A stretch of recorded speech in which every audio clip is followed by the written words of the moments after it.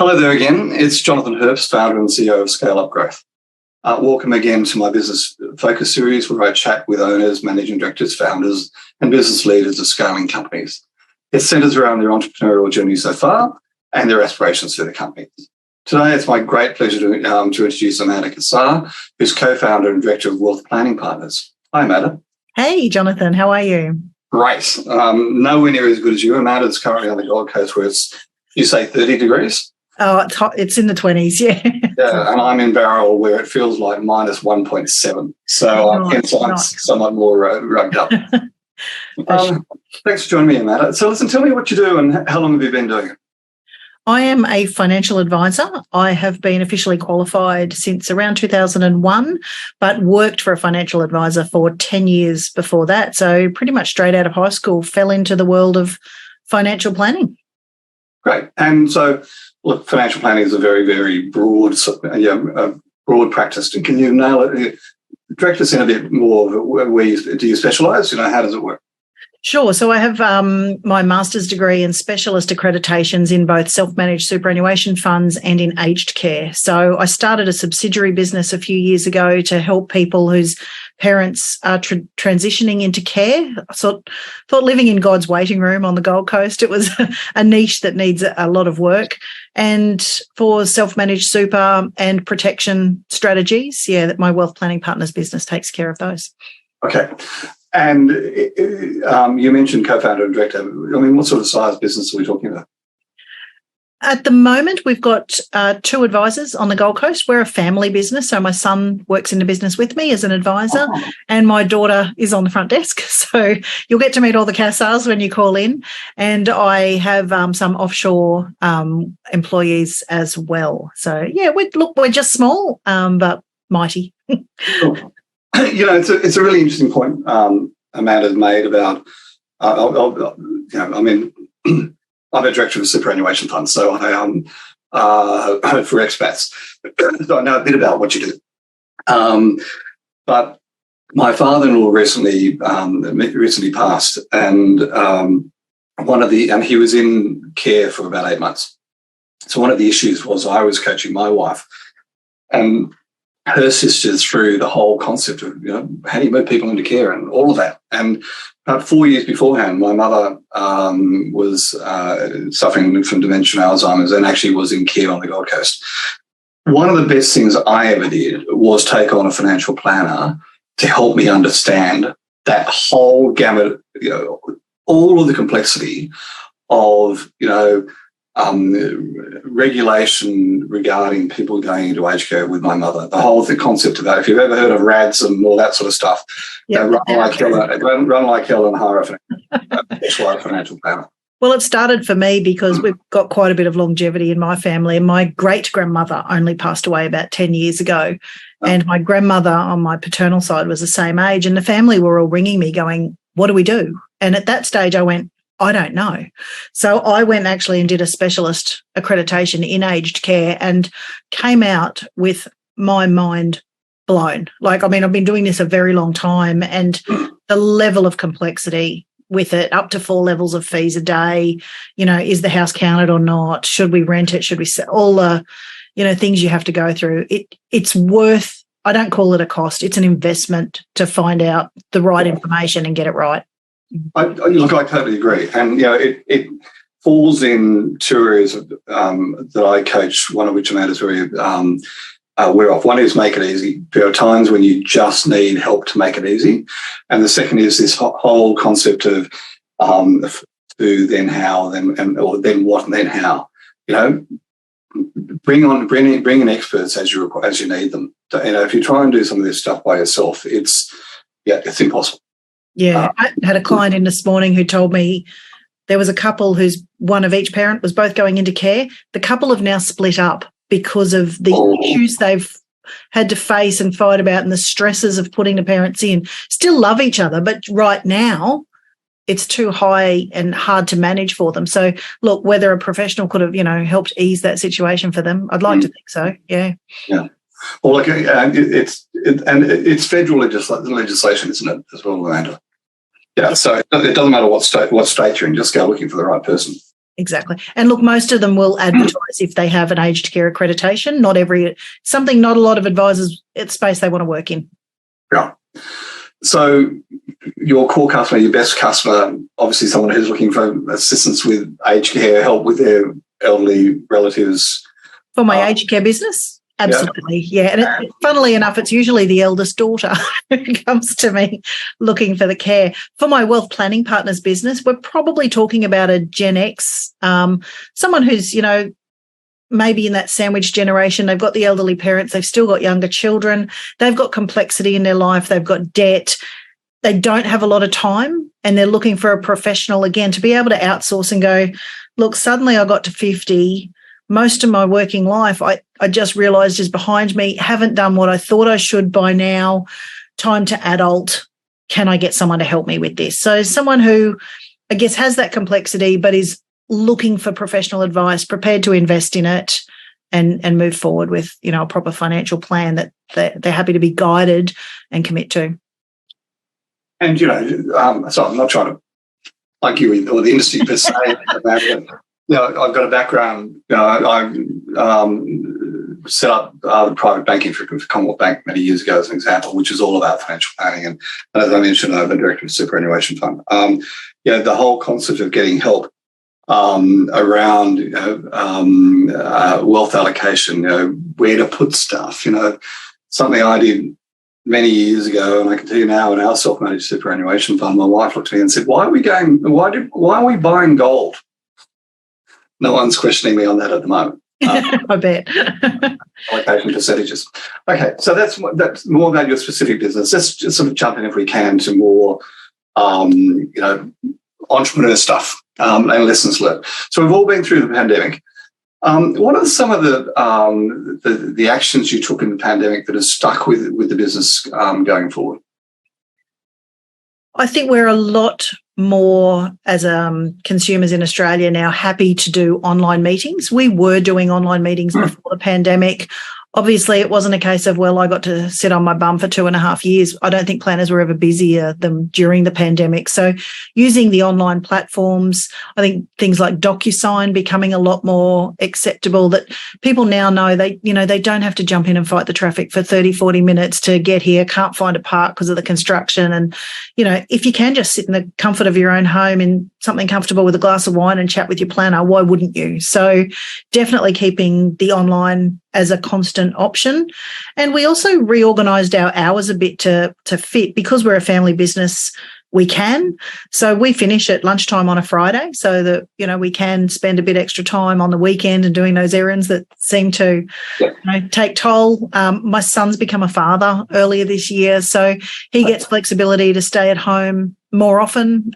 He's got a lovely home office set up. So just, I suppose, things many businesses have gone, we don't actually have to have those water cooler conversations every single day, but let's be a bit flexible. Yes, we still get together in the office at least 3-4 days a week, but, there's times it's nice to stay home and snuggle in bed with the new baby a little bit longer. And it's interesting. Amanda and I, in the past, both had the same coach, a guy called Dan Sullivan out of the US, who's come up with some phenomenal concepts. And one of them is the entrepreneurial time system, which really is what you're alluding to. And, which is focus time. Buffer time? Free time. Focus time, buffer time, and free time. And as an entrepreneur, one of the freedoms of being an entrepreneur is time, and being able to take extra time for those important things. And it was fascinating. I was talking to one of my staff who is also remote in the Philippines today, and one of my key VAs. And I said to Maria, you didn't even know I've been away for 9 days. And she said, no. Were you? And I said, yeah. And of that 9 days I was away, 4 days I was actually off. She wasn't even aware. Yeah. But from my perspective as an entrepreneur, which is the point you're making, scheduling free time for that quality time, grandma with baby, et cetera. I call it rejuvenation time. Absolutely. And look, I've been one of those entrepreneurs who burnt the candle at both ends when I was building my business. I'd go to every networking event, the opening of an envelope to meet people and potential clients and learn what I could. I mean, back in the day, I didn't know the difference between a macro and microeconomic environment or top-down, bottom-up investing. And so I wanted to soak it all in. And so that did mean I was up at dawn's crack and, put the kids to bed, kiss them and, go back and do some work. So it did, almost end up in tears and a breakdown because I just couldn't keep up. Plus being the Stepford wife who'd have dinner on the table at 6:00 and the washing done in the night. It was just learning that, you don't have to do all that. It is your business. You can be a bit more flexible. And geez, I'm a happier, better person because of it. So, yeah. You're absolutely right. And it's, even small things. So I know I'm answering some questions here, but even small things. These interviews I'm doing now, I only do them on Tuesday and Wednesdays. I batch process my time. It's all about managing our time. In fact, that's one of the key learnings I got out of COVID is, you can be so immersed and, even though you're at home and forget about everything else that's going around you and the important people around you. So listen, tell me about the future. What does it look like and what do you see as the challenges going forward? In the financial planning profession, we've had years of massive upheaval. There's been changes and regulations, as you're probably aware, with that culminating in... Well, there was a small one yesterday. Yeah, true, which I'm getting to. The Royal Commission caused these massive upheavals, lack of faith in the sector. And I think there's always bad apples. I mean, whether you're a priest, a teacher, a car salesman, whatever, there's always baddies. And I don't think you can legislate that out.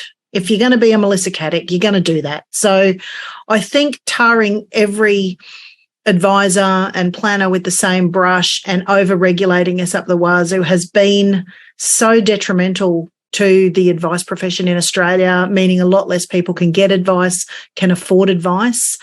We've now had, Michelle Levy come out with the Quality of Advice Review, which we've been waiting months and months and months for an answer to from government, of which yesterday, a partial response was given where, I think it's always that pendulum swing. There's baddies we've got to over-regulate, and then it's like, oh, well, we didn't expect that it would be so bad, so we've got to swing the pendulum back the other way so more people can get advice. So I'd like to see somewhere that we're coming back to that middle ground where, it's back to being affordable for more Australians and accessible to people who need it. I mean, the amount of people who say to me, oh, if I ever get money, I'll see you.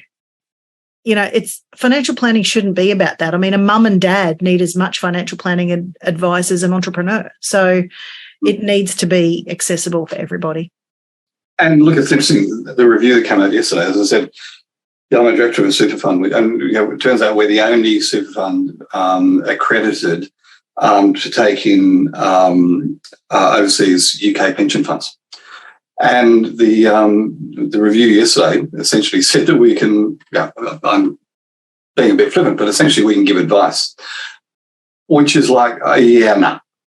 It's so not where we want to be, and it's so not where we're going to. Our policy is, we will only deal with high quality accredited advisors, and we're not moving away from that. I mean, the CureOps transfers take time. That they don't happen overnight. That you need specialist advice in that space. So yeah, exactly right. So into self-managed super funds and that, but I'm the director of the only one that's accredited in Australia. If you're interested. Perfect. But you're right. CureOps, like the fact, just that term CureOps, everybody's going to say, "What the hell are they talking about?" So I definitely see the challenges. So let's go back to being a business owner. What do you reckon's been the biggest learning you've had as a business owner? The only thing constant is change. So if you don't like change, don't become a business owner. I think getting my head and my mindset ready for, what it seems ever since I started, we've been ducking and weaving between things that are out of our control with regulations, legislations. So you either view them as a constant barrage of assaults, or is each one a new opportunity? And sometimes when it's, full frontal, for want of a better word, it's very difficult to see that there may be a silver lining in some of the things you're facing. I mean, 30 colleagues in financial planning took their lives after the Royal Commission. This is a massive, massive threat. And, the mental health of advisors, they're 6 times more likely than some other professions to inflict self-harm. So probably should have a trigger warning on that. But this ability, I think, to have some resilience, try and look for the bright side. So for me, it was, we had an industry then of 26,000 advisors that's come down now to under 14,000.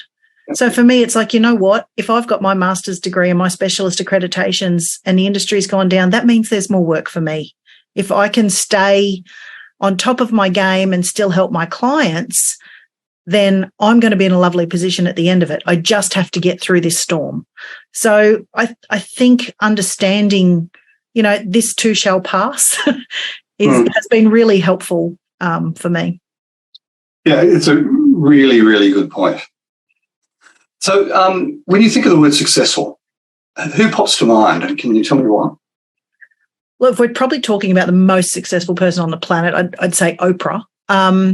When I think of successful, I also think of legacy. So for me, someone like Walt Disney, who had, not just a bright idea, but one whose legacy has continued long after his death. We're still enjoying Disney movies and Disneyland and Disney World. So, yeah, it's different things. But look, as a person who goes through their life happy and simply any less successful, because, how many people aren't happy? So, it doesn't mean you need to make millions of dollars and leave a legacy. It could just be that, you're the world's greatest dad, or you were there when you were needed. You kept your promises. So I think success means different things to lots and lots of people. Right answer. I want you to go back, and you're the first person that's raised Oprah. Tell me why. I think I admire anyone who overcomes adversity. She had an underprivileged background. There was sexual abuse from a family member, a miscarriage, and, it could have been just another hard luck story where, she chose to turn that around and, become the woman and reinvent as she's gone as well. I suppose Madonna's another one in that category. She's not, the like a Virgin 80s Madonna anymore. So there's the ability to, overcome and continue to be creative and again, duck and weave and change as the times do. And she's a really fascinating leader. There's a couple of, I was just quickly looking for it. I can't find it straight away, but Harvard Business Review did a podcast called Real Leaders, Oprah Winfrey and the Power of Empathy.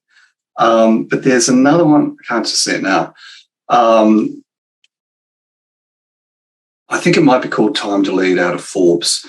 If you actually go and search Oprah Winfrey and leadership, there's so much more to her than than you would actually expect. That just the Oprah show was, yeah, absolutely.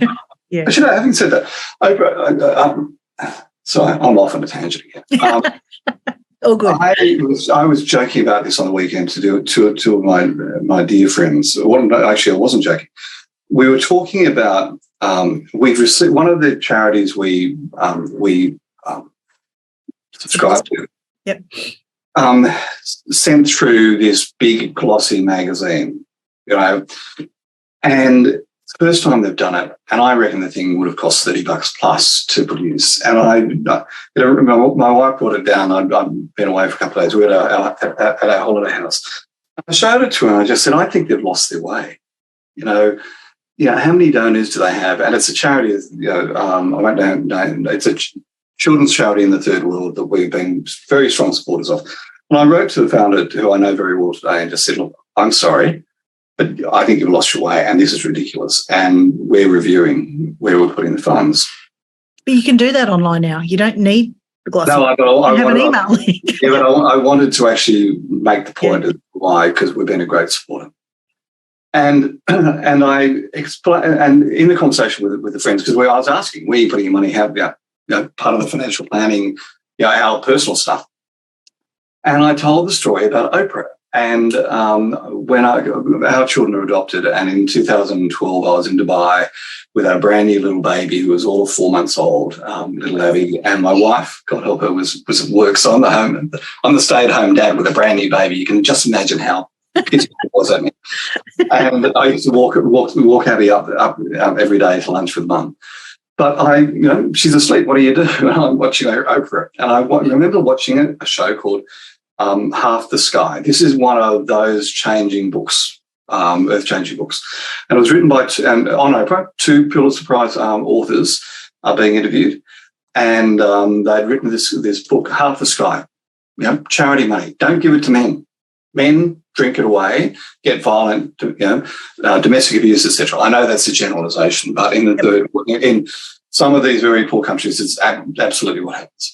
Give it to women via microfinancing to help them, build businesses and lift half the sky. And one of those fabulous things about books, some of them are smart. And in the back of this book, there was a one page which says, "You want to make a difference? Here's 10 things you can do right now." I would recommend that to any author. And the first thing was donate to Kiva, KIVA.org. Xanthi, my wife, got home that night and I said, "We're going to do this." She said, "Okay." And together we put $500 US into Kiva, which is a microfinancing site. It's an amalgamation. It amalgamates, it essentially collects it, has the technology and pushes it down to micro lenders. That $500 US, and our criteria was $25 US loans, women, these countries. That $500 is still out there and still financing women in the third world. Which is a long way of going back to Oprah and charities and everything else. I think there's like a 2% failure rate on microfinance loans. It is just extraordinary. We've all thrown money, and the things churn. I mean, we're talking 10 years later. How many times has that $500 US churned? Been used, yeah, beautiful. It's just phenomenal. And yeah, there's a bit of an admin cost, but it's like there's as long as it's having an impact, Yeah. And how many people did I mean, God, this podcast is going to go out to 15,000 people, and depending on how many it's shared, etc. And you'll hear paint the sky, guys. Go and write, get the book, and that's Oprah. What an influencer before influencers were even there. Yeah, absolutely. Trailblazer. You just let me go off on the rant. So. Not my place to pull you up, Jonathan. It's your podcast. Books, podcasts, business autobiographies. What would you recommend? What do you listen to? What do you read? There's a book I love by Dr. Adam Fraser, an Australian, called The Third Space. And it's about making sure that in each part of your life you show up beautifully, because often, you'll have a crap day at work, you'll come home and, you'll yell at the kids because they're driving you mental, and it's the arsenic hour at 5 o'clock. And that's not who you really want to be. I mean, you want to come home and be present for your family, but, you let these things get in the way and don't show up how you want. So it's about creating this third space so that you can leave that stuff behind you when you're leaving work and become a parent. I suppose about being present more than anything, but how do you create that between the two, the transition between work and home? So I loved that idea. I was the grumpy mum, I didn't get that direct debit form done. I forgot to phone that person back, and now I've got to get dinner on the table, and you rat bags haven't done your homework and your rooms are a mess. And it wasn't who I wanted to be and show up as. So it was a really beautiful book to be able to, again, a smack of perspective up the side of the head. Another one I love is Ariana Huffington, Thrive. Yeah. Someone who was so hooked into the 24-hour news cycle, it wasn't until she collapsed and smacked her head on a desk at 3 a.m. that she went, is this how I want to be remembered? I was always on, is that my tombstone, or do I want to be a great mum or a better leader? So again, about prioritizing in life. That was a great book as well. And I'd have to plug my own podcast, wouldn't I? Financial Secrets Revealed. So there we go. So there you go. So I've done season 1 now, which was based on my book. So I've interviewed lots of people about their financial money stories, whether they're living on Centrelink or multi-million-dollar business owners and entrepreneurs or other financial advisors. The second season was all about shining a spotlight on financial abuse. And the third one I'm doing at the moment is called Meet the Experts. So that will be coming out in the next few months. And give us a plug on the book. The book Financial Secrets Revealed was the one where I was interviewing people from all walks of life about their money stories. What did their parents teach them about money? Do they still believe those stories? What's the biggest lessons they've learned? What tips would they like to share with their children? Did their parents teach them anything? Usually no. So turning that around, what would they like to change as their legacy? So, yeah, just interviewing different people about their own journey. Super. Go and read it. It's interesting your comment about the book, The Third Space. I don't know if you know, but that has been a key strategy of Starbucks for 20 years. Wow. So it's a space between home and work. And Adam is he's a great, and he's fun to listen to as well. So if you want to look him up, yeah, I've got it down. He'll be a good one for your podcast to interview in future. Thank you. So, last question: any last piece of advice or parting words for entrepreneurs or aspiring entrepreneurs? I think be ready for whatever is going to be thrown at you. I was fortunate enough to partner through Business Chicks with a group called the Hunger Project, and I went on 3 immersion and leadership programs with them. I went to Uganda and Malawi and India, and it teaches about leadership from the poorest people on earth. So, some of these women in Uganda have been a beneficiary of microfinance loans, and others in India have been put into positions of leadership because of quota systems. And learning about their thirst for knowledge and the impossible circumstances that they've had to overcome to achieve.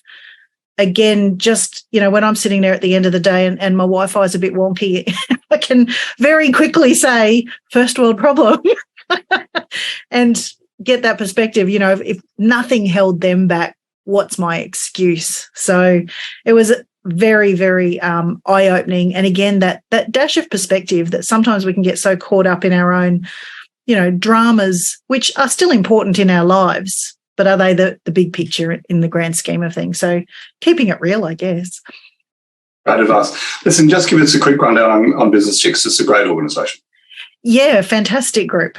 So probably Australia's largest networking group for women in business. You don't need to be a business owner. You can work in a business as well. So they run a series of masterclasses online. They have in-person events, usually at capital cities. They have a retreat once a year away somewhere. This year it's in Queenstown in October, where they have fabulous speakers, and you can network with some really incredible ladies who are doing amazing things. So, yeah, beautiful group to be part of, and a very supportive network about, girls lifting each other up. Yeah, and look, I can't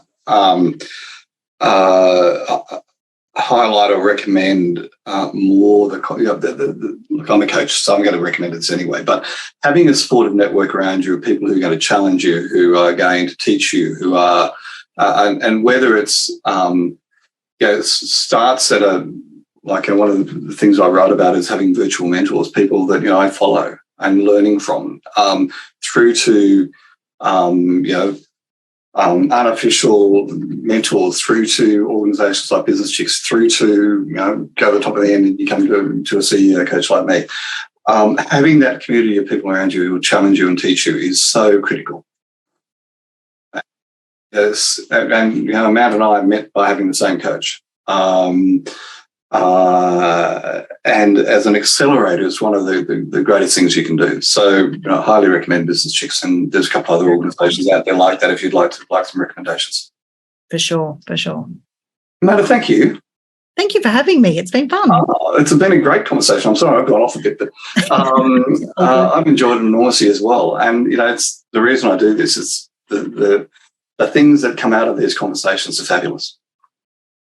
Look forward to going back and listening to some of your other episodes too. Fantastic. Thank you. Only 78 of them so far. I'll be on the case for a while. Thanks again.